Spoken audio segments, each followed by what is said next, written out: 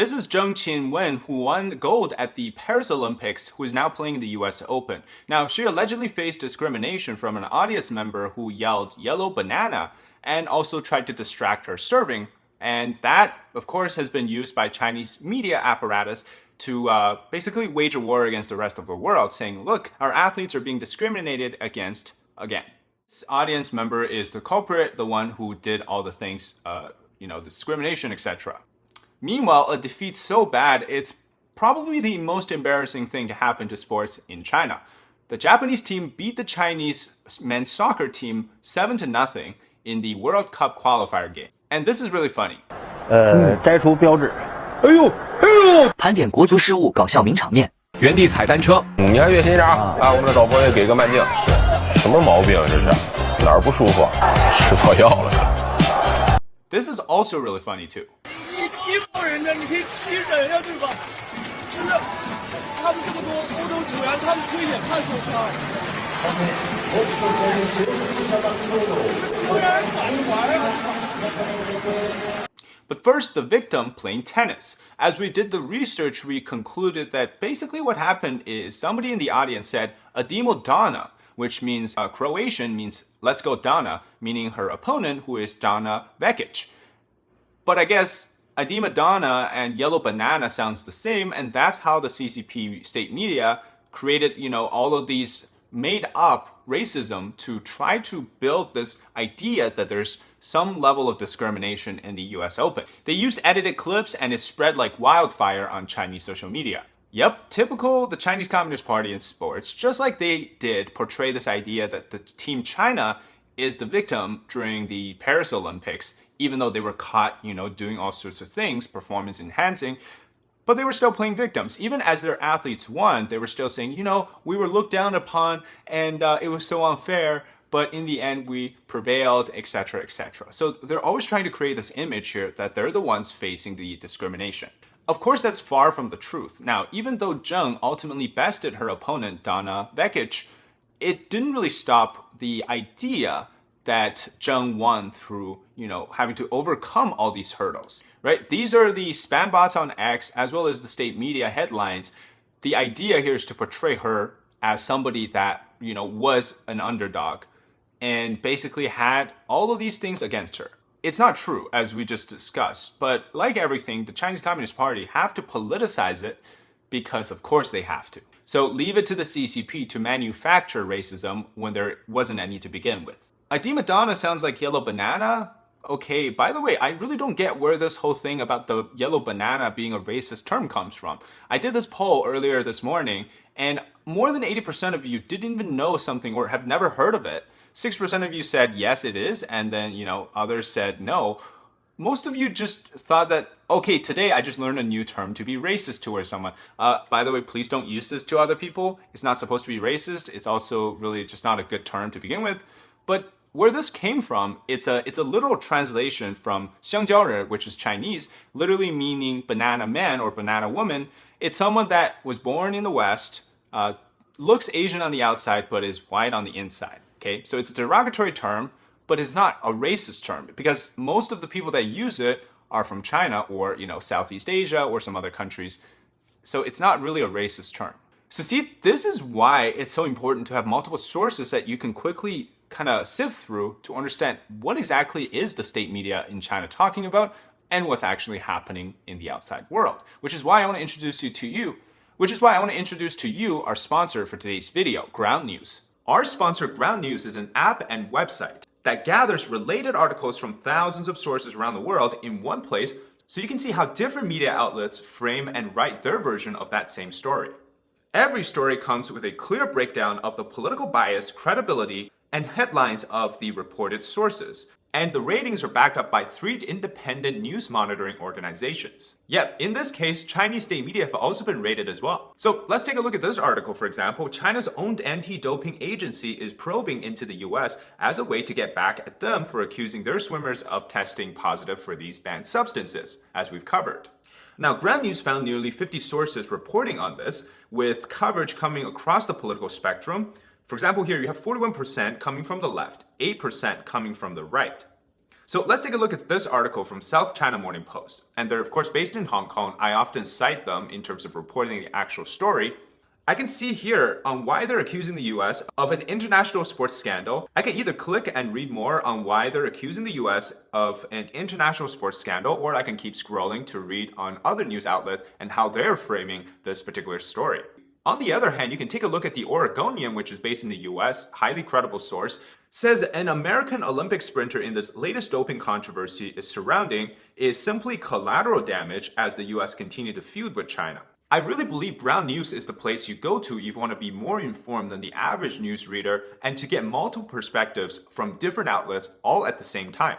Or just even finding some stories you otherwise would have missed. Since I've been using Ground News to do my research on videos about China, I've essentially gained a whole new understanding, or you could say a full spectrum of different perspectives, which is really helpful when you're thinking about which outlet is reporting what and how they're reporting it, compare and contrast that to Chinese state media.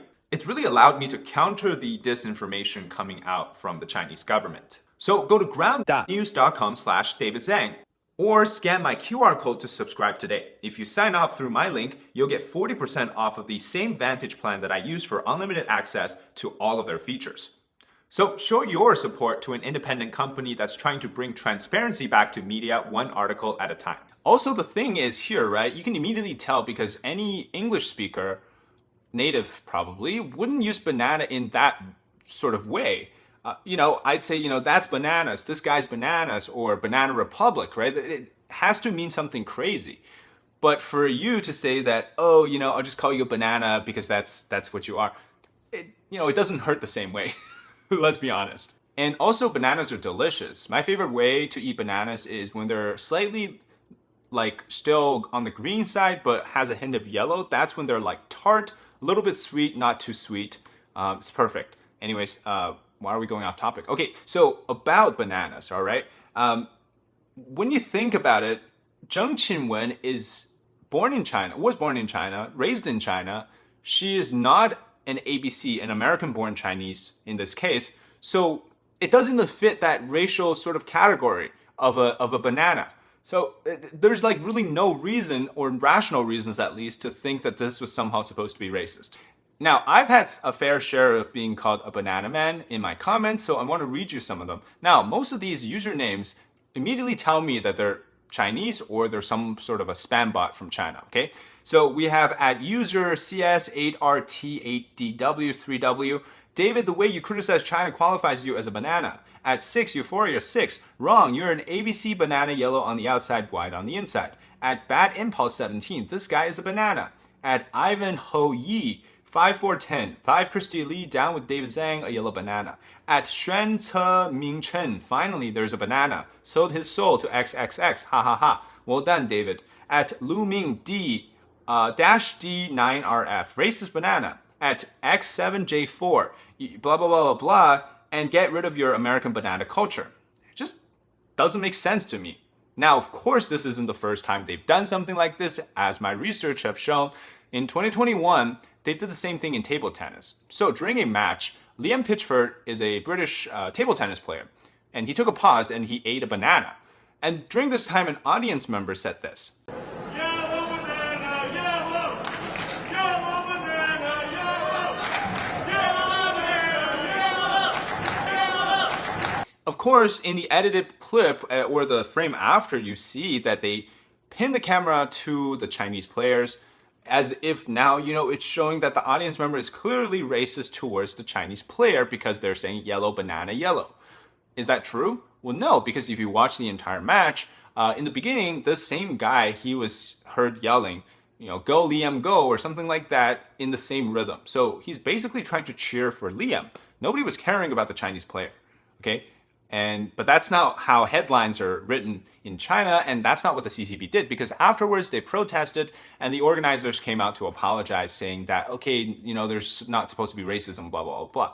But here's the thing, right? Most people don't go around to public places like in a large arena and just start saying blatant racist stuff. For one reason, because yellow banana, yellow, again, it's not a common racial slur. But for two, most civilized people that I know in the West don't want to show racism in that way because that's just too embarrassing. But anyways, so you see in the video, you see the audience, most of them are Chinese, and they weren't reacting. So it's not like this was something that was actually racist, because otherwise I'm sure people in the audience would already be like, whoa, you know what happened? Why did you say that, right? It's typical CCP fakes racism. Now, where does this victim mentality or this so-called, racial sort of disadvantage that they're trying to portray, right, in sports come from? Well, for one, it's they need to maintain the idea that there's consistent levels of nationalism involved in sports. And one of the ways is to sort of build this excuse that if we lost, it's not because we weren't skilled enough, but because there's, discrimination, there's xenophobia, there's racism. And also because you constantly need to rile up your base. And what better way to do so than make people angry at the fact that your star athlete was discriminated against on an international stage, in particular, this time, US Open. These are really good stories to write for headlines for Chinese state media. But sometimes things are just too embarrassing. I'm not even sure how the state media is supposed to handle it. Like this one, how Japan's men's soccer team beat China's men's soccer team 7-0 in the World Cup qualifier game. Now, I don't even know where to begin because this is probably the most embarrassing thing in the history of Chinese sports. Now, the Chinese soccer team, for those of you who don't know, is really bad. When I was little, I had this doctor, this retired military surgeon. I always go to this clinic to get IV drips when I was sick. He always told me stories like jokes, apparently they're jokes, about the Chinese soccer team. One of them was that he said, other countries' soccer team, they kick football. China's soccer team kicks watermelon. Yeah, it's not that funny. I didn't get it back then. I still don't get it. But the point I think he was trying to make was that other teams actually practice to play football or soccer, whereas Team China is kicking watermelons 1 foot in and, the watermelon just blows up. So I guess that somehow makes sense. I don't know. Anyways, so the point is Team China is really bad, but nobody thought they could be so bad that you lose 7 goals to Team Japan. This is Team Japan. Right? There's so much tension between China and Japan right now. So it also felt like, to me, it was that Team Japan, the athletes finally got a chance to avenge, what we've been covering for the past few months, even years, of China's blatant, this sort of, xenophobia actually against Japan, where they went to Japan, they peed on the shrine, they vandalized the shrine, they were kicking deers, all sorts of weird things, right? That they were doing for the sake of Chinese nationalism. Finally, now it's Japan's chance to get back at them. And what better way to do it than to score 7 goals against Team China. And there was even a joke, again, don't quote me on this part, but they were saying how in the second half, Team Japan substituted out people like their regular players and they got substitute play. So had they not done that, maybe the score would be something like 0-10, who knows. Anyways, jokes aside, let's go back to our main topic. Now, even though China, everybody knows that soccer in China, it's not the best sports, right? It's not ping pong or it's not badminton, but it's still this sense of nationalism. If they had made it to the World Cup, people in China would be going crazy. But to go 0-7, that's just probably the most embarrassing thing. And where would you place nationalism now? Can you even say there's anything racist or xenophobic about Japan beating China?